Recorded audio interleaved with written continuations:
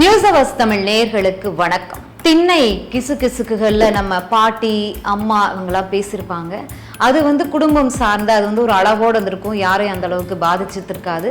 ஒரு நகைச்சுவைக்கு உள்ளானதாக கூட பல நேரங்கள்ல இருந்திருக்கும். அங்க தொடங்கிய கிசுகிசுக்கள் எங்க நிக்குது பரிணாம வளர்ச்சி பெற்று அப்படின்னா பேட்டிகளாக மாறி லீக்டு வீடியோஸாக மாறி டிஜிட்டல் வேர்ல்டுல அது பெற்ற உச்சபட்ச பரிணாம வளர்ச்சி அப்படின்னா வைரல் வீடியோஸ், லீக்டு வீடியோஸ், கடைசியில நிக்கிறது என்ன அப்படின்னா ட்வீட். அதாவது வைரலான ட்வீட். ஒரு ட்வீட் போட்டு அது வைரல் ஆகும், பல லட்சம் ஷேர் செய்யப்படும்.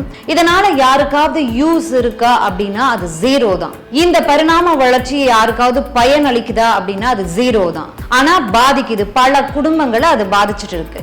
நான் என்ன சொல்ல வந்தேன்னு உங்க எல்லாருக்குமே தெரிஞ்சிருக்கும். ஏன் நம்ம இதை பத்தி பேச வேண்டிய கட்டாயத்துல இருக்கும் அப்படின்னா சுச்சி லீக்ஸ் அப்படின்னு, அதாவது ஒரு காலகட்டத்தில் முன்னணி பாடகி அப்படின்னு சொல்றதை விட சுச்சி லீக்ஸ் அப்படின்னு சொன்னா எல்லாருக்குமே தெரியும். அந்த அளவுக்கு ரீச் ஆகியிருக்கு அந்த ஒரு விஷயம்.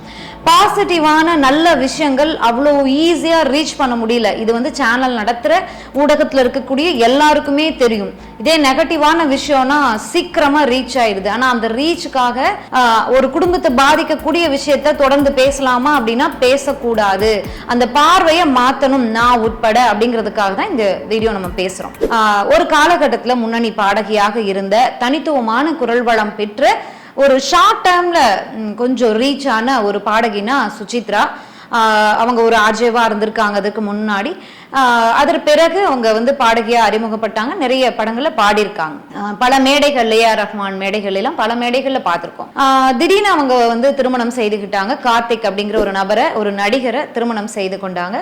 அதன் பிறகு அவங்க ஒரு சில நாட்கள்லயே காணாம போயிட்டாங்கன்னு தான் சொல்லணும். அப்புறம் சுச்சி லீக்ஸ் அப்படிங்கிற அவங்களுடைய ட்விட்டர் பேஜ்ல இருந்து பல வீடியோக்கள், ஷார்ட்டா வீடியோக்கள் வெளிவந்துச்சு. அது தமிழ் சினிமா நடிகர்கள், அதாவது தமிழ் ரசிகர்கள் நடிகர்கள் மீது வைத்திருக்கிற அந்த மரியாதையே கெடுத்துச்சுன்னு தான் சொல்லணும். ஓப்பனா சொல்லணும் அப்படின்னா அந்த வகையில தான் அந்த வீடியோஸ், அந்த ட்வீட்ஸ் எல்லாமே இருந்துச்சு. இதெல்லாம் என்ன நடந்துச்சு, இதான் நடந்துச்சு அப்படின்னு சமீபத்தில் ஒரு பிரபலமான யூடியூப் சேனல் உட்காந்து அவங்க பேட்டி கொடுத்துருக்காங்க.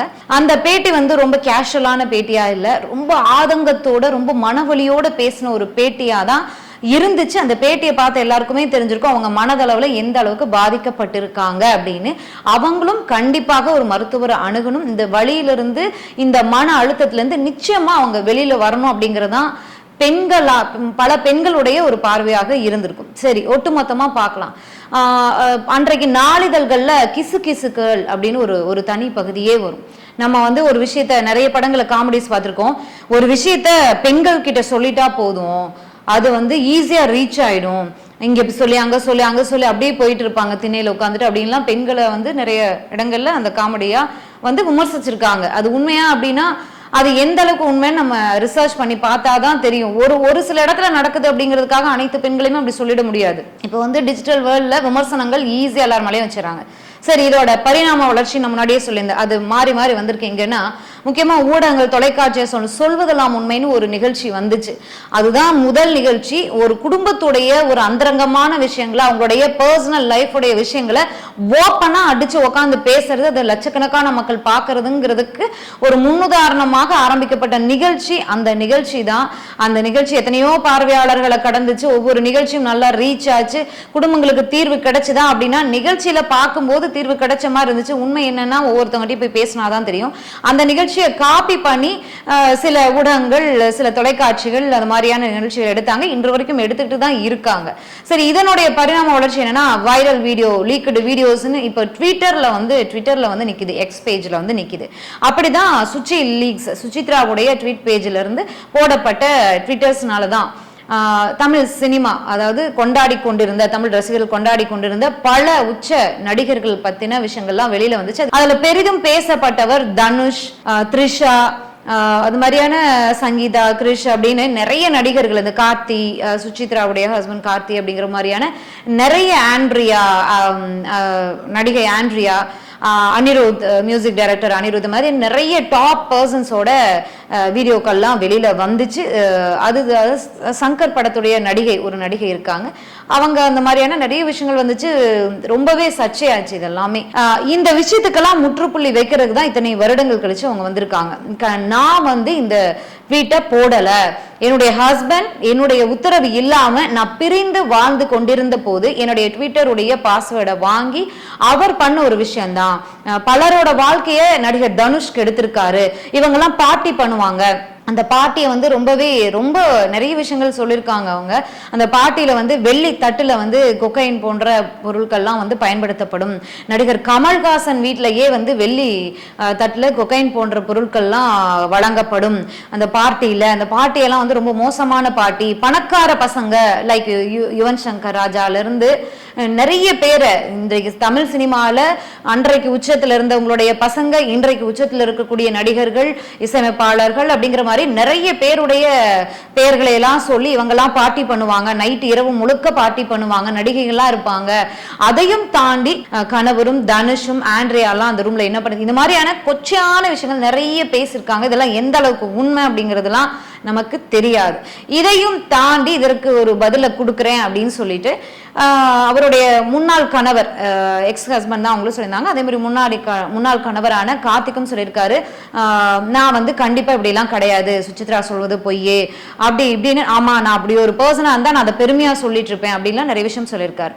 அதற்கு பிறகு பைல்வான் ரங்கராஜன் இருக்கார் இல்லையா, அவர் வந்து எனக்கு சுசித்ரா சொல்வது பொய்யே, நான் வந்து நீங்க வந்து ரொம்ப வந்து இந்த பிரபலமா இருக்கீங்க யூடியூப் சேனல்ஸ்ல, என்ன நீங்க பேட்டி எடுத்தீங்கன்னா வந்துட்டு நல்லா இருக்கும் அப்படின்னு சொன்ன மாதிரியும், கார்த்திக்கு சம்பந்தமான வீடியோஸ், இந்த ஆடியோ விஷயங்கள்லாம் வந்து அவருக்கு ஷேர் பண்ண மாதிரியும் அவர் ஒரு விஷயத்த முன் வந்து சொல்லியிருக்காரு.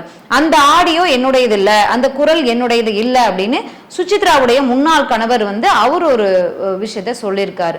ஏன் சொல்லியிருக்காரு, ஏன் மறுத்திருக்காருன்னா, அந்த ஆடியோல இந்த மேல் தட்டு கீழ் தட்டுன்னு வாங்க இல்லையா, அந்த மாதிரி சுசித்ரா பேரை சொல்லி யாரோ பேசுற ஒரு விஷயம் இருக்கு.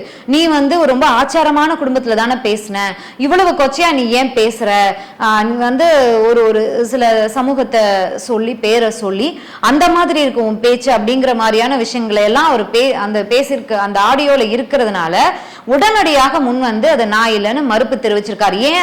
ஏன் இல்லைன்னா, அவர் மறுப்பு தெரிவிக்கலைன்னா அவர் மீது சட்டம் பாயும் அப்படிங்கிறதுனால அவர் மறுப்பு தெரிவிச்சிருக்காரு.